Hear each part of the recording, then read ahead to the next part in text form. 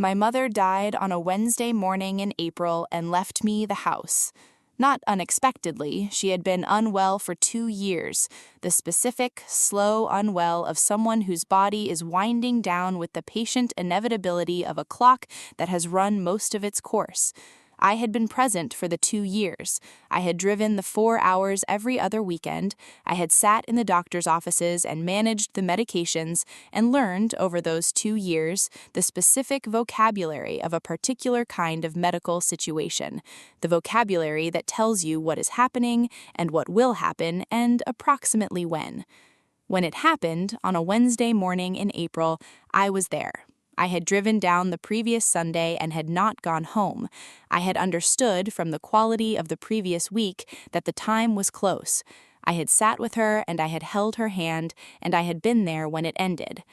She left me the house. She left me her savings, which were modest. She left me the contents of a life that had been lived quietly and without excess in the same house for 38 years. I took 3 weeks to grieve. Then I drove back to the house to begin the process of clearing it for sale. I found the hidden room on my 4th day. The house was a 3-bedroom bungalow in a quiet neighborhood. The house I had grown up in. The house my parents had bought when I was 2, and my father had been alive, and the future had looked like something particular. My father had died when I was 11. My mother had raised me alone after that, in the 3-bedroom bungalow, in the careful, competent way she did everything, without complaint, without drama, with the specific quiet efficiency of a woman who had decided that the situation required managing and who managed it. I had known this house for 34 years. I had known every room, every corner, every place where the floor creaked, and every window that stuck in summer, and every drawer that required the specific trick of lifting and pulling simultaneously to get it open. I had not noticed this gap in 34 years. I looked at it for a long moment. Then I pulled the bookcase. It swung open. I want to be precise about what I saw when I turned on the light in the room behind the bookcase, because precision is what this moment deserves. The room was small, perhaps 10 feet by 8 feet, a single bed, neatly made, with a blue coverlet that had been washed enough times to have the specific softness of something old and well-loved, a small dresser, a bookshelf with children's books, the kind published in the 1980s and 1990s, the kind that I had grown up with, the kind that belonged to a child of approximately my generation, and photographs.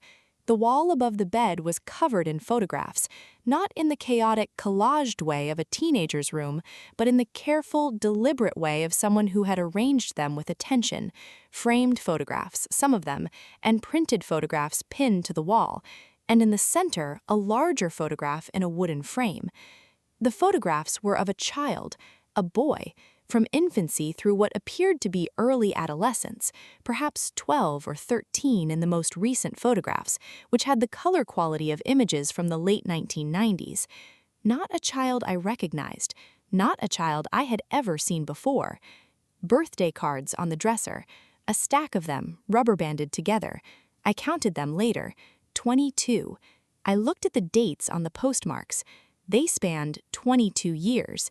They were in my mother's handwriting. I sat on the edge of the small bed in the hidden room, and I held one of the birthday cards for a long time without opening it. I want to tell you about those minutes on the edge of the bed because I think they were the most significant minutes of the process. The minutes before I knew, when I was still in the space between finding something and understanding it. I had grown up as an only child. This had been the defining fact of my childhood in a particular way. Not a sad fact, not something I had experienced as a loss, simply the texture of my specific growing up. No siblings, just my mother, and for the first 11 years my father, and then just my mother. I had never questioned this. Why would I? It was the simple, factual architecture of my family.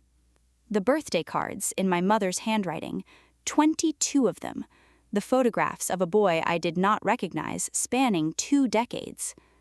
I opened the card on the top of the stack.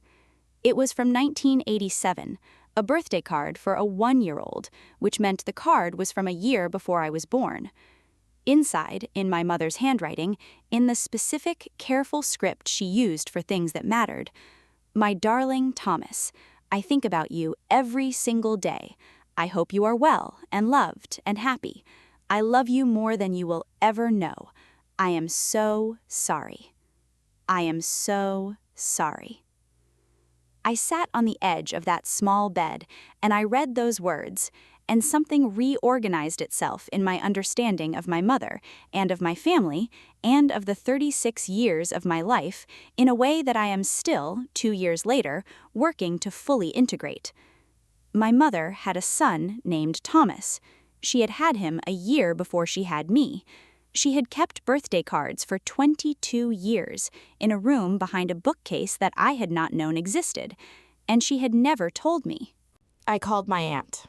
My mother's younger sister, Patricia, was 71 and lived 2 hours away and was the only living person who had known my mother as a young woman. She was the person I called when I needed the context that only someone who had been there could provide. She answered on the 3rd ring. I said, "Aunt Patricia, I need to ask you something." She said, "What is it, love?" I said, "Did my mother have a child before me?" There was a silence. The specific weighted silence of someone who has been carrying a piece of information for a long time and who had just understood that the carrying was over. She said, "You found the room?" I said, "Yes." She said, "Oh, Claire." She said, I'll come today. Don't read anything else until I get there. Will you wait for me?" I said, "Tell me now, Patricia." She was quiet for a moment. Then she said, "Yes, your mother had a son. His name was Thomas. He was born in 1986. She was 19. The family, your grandparents, they made her give him up. It was a different time. She didn't have a choice, or she believed she didn't, which amounts to the same thing when you're 19 and your parents are telling you what to do."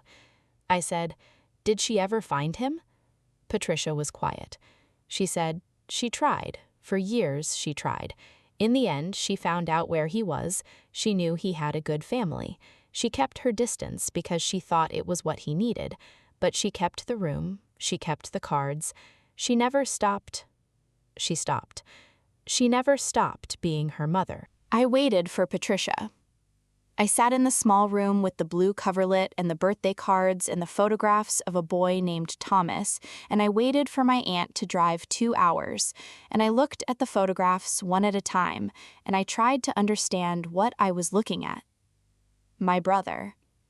The word arrived slowly, in stages, the way large words arrive when they are reorganizing something fundamental.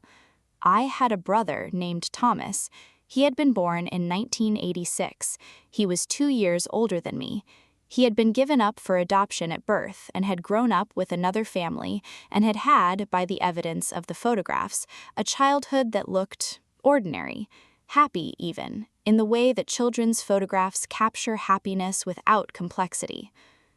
My mother had carried him for her entire life, in a room behind a bookcase, in 22 birthday cards she had never sent, in a love that had nowhere to go except inward, into the small room, into the careful arrangement of photographs on a wall.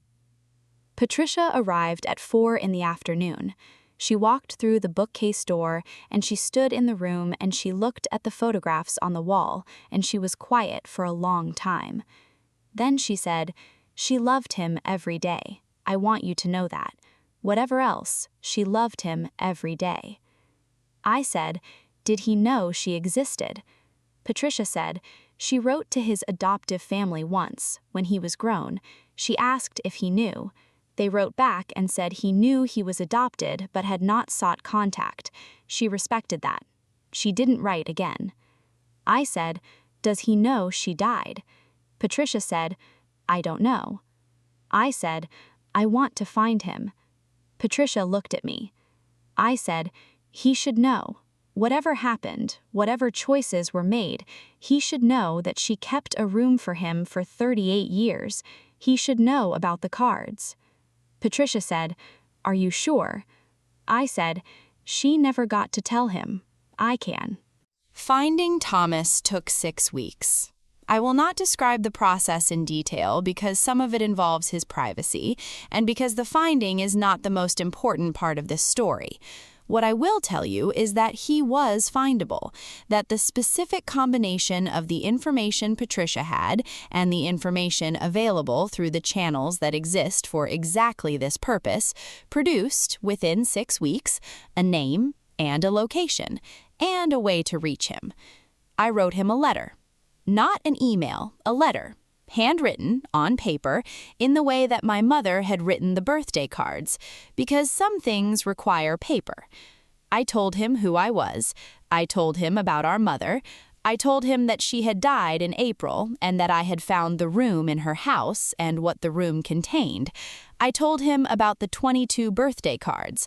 I told him that she had known where he was and had kept her distance because she believed it was what he needed, and that I could not know whether she had been right about that, but that I wanted him to know she had made it. I told him I was his sister. I said, "If you want to know more, I am here. If you don't, I understand. Whatever you need is the right answer."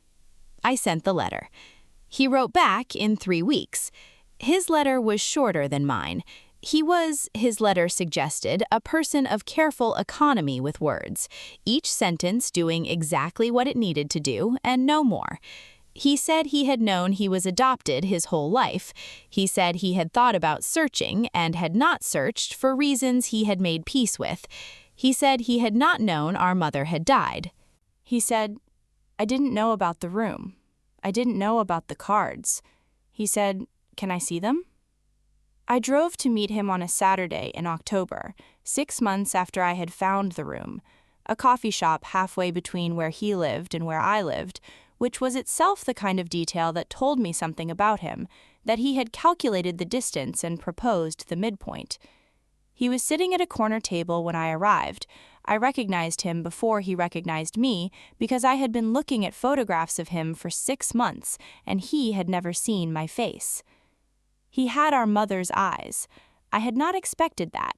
I had not anticipated that I would sit down across from a stranger and see my mother looking at me from a face I had never seen before, and that this would be both the most painful and the most extraordinary thing I had experienced in a year of painful and extraordinary things.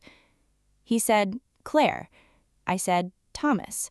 I put the birthday cards on the table between us. He looked at them for a long time without touching them. Then he picked up the first one, the one from 1987, the one that said, "My darling Thomas," and he read it. He was very still while he read it. When he finished, he put it down carefully. He said, "She kept these." I said, "Every year for 22 years. He said, "She kept a room." I said, "For 38 years. He was quiet for a long time. Then he said, "Tell me about her." And I did. I want to say something about the bookcase. I had been in that storage corridor hundreds of times, thousands of times, over 34 years of living in and visiting that house. I had walked past the bookcase at the end of the corridor without ever noticing the gap, without ever pulling it, without ever knowing that there was something on the other side of it. My mother had built the room when she bought the house. Patricia told me this, that one of the first things my mother had done when she and my father bought the bungalow was to convert the small storage space at the end of the corridor into the room, that she had furnished it simply, that she had begun putting things in it, that it had been her private practice of a love she could not otherwise express. For 38 years she had maintained it, had kept it clean, had added to it, had sat in it, Patricia believed, on the occasions when the weight of what she carried became too heavy to carry only inside herself. She had never told me. I have thought about this many times, about whether she should have told me, about whether I would have wanted to know sooner, about what it would have meant to grow up knowing. I do not have a clear answer. What I have is this. She made the choice she made for reasons that were hers, in circumstances I did not live in and cannot fully understand. She was 19 years old, and her parents told her what to do, and she did it, and she spent the rest of her life in a particular relationship with that decision, not hiding it from herself, but holding it in the only space she had. The room was the space she had, and when she died, she left me the house. She left me the house with the room in it. I think she knew I would find it. I think she was ready for me to find it. I think the room was, in the end, her way of telling me. I want to say something to every woman who is keeping a room. Whatever you are carrying that you have built a private space around, whatever you have maintained in silence because the silence felt like the only option available, because the circumstances of the choice did not leave room for anything else. I am not telling you that the silence was wrong. I am telling you that the rooms we build to hold the things we cannot say out loud are not failures of honesty. They are the structures that let us survive the weight of impossible situations. My mother survived for 38 years. She kept Thomas alive in the only way available to her, in a room behind a bookcase. And in the end, she gave me the key. She left me the house and trusted me to find it, and trusted me to know what to do.